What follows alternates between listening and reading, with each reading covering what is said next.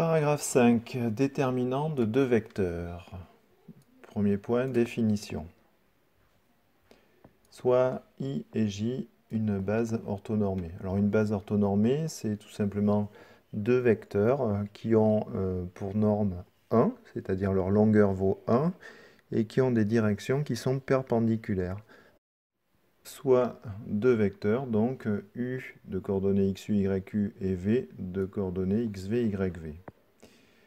Le nombre det UV, donc qu'on va appeler déterminant, égal à XU fois YV moins YU fois XV, est appelé le déterminant des vecteurs U et V. Regardez bien comment se calcule ce vecteur. On fait l'abscisse du premier fois l'ordonnée du second, moins l'ordonnée du premier fois l'abscisse du second. On peut inverser le premier et le second vecteur, il n'y a pas de souci. Alors, à quoi sert ce déterminant? Eh bien, il y a plusieurs applications. En particulier, j'en parlais tout à l'heure, ça va me permettre dans un premier temps de déterminer un critère de collinéarité. Donc, propriété, soit U et V, deux vecteurs du plan associés à une base orthonormée. Eh bien, les vecteurs U et V sont collinéaires si et seulement si le déterminant des vecteurs U et V est égal à 0.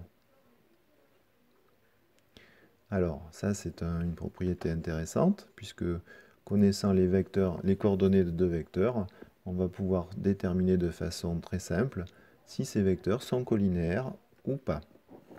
Alors, regardons un premier exemple. Donc, les vecteurs U de coordonnées 4, 3 et V de coordonnées 1,8, 1,35 sont-ils collinéaires? Alors pour cela, eh bien, calculons le déterminant des vecteurs U et V.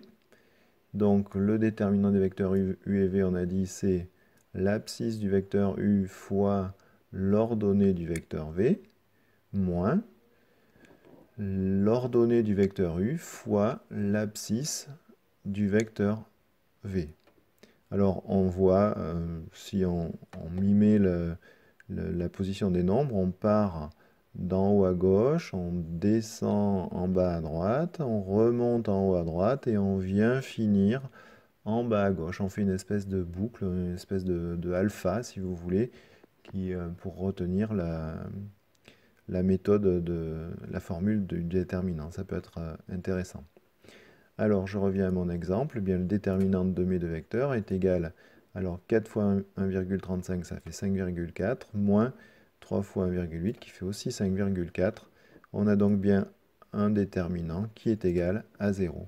Eh bien, si le déterminant est égal à 0, on peut affirmer que les deux vecteurs sont collinéaires. Alors, deuxième application, calcul d'aire. Propriété, soit ABCD un parallélogramme, l'aire du parallélogramme ABCD est égale à la valeur absolue du déterminant des vecteurs AB et AD.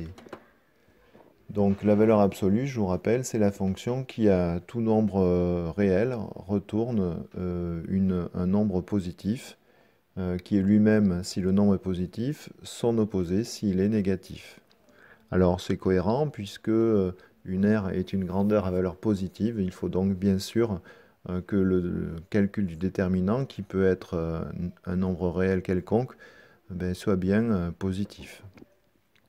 Alors, nous allons utiliser l'exemple suivant. Donc, on définit les vecteurs AB de coordonnées respectives 4, 3 pour le vecteur AB et 2, moins 3 pour le vecteur AD.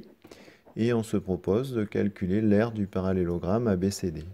Alors comme la formule l'a dit tout à l'heure, l'aire du parallélogramme ABCD, eh bien ce n'est rien d'autre que la valeur absolue du déterminant des vecteurs AB et AD.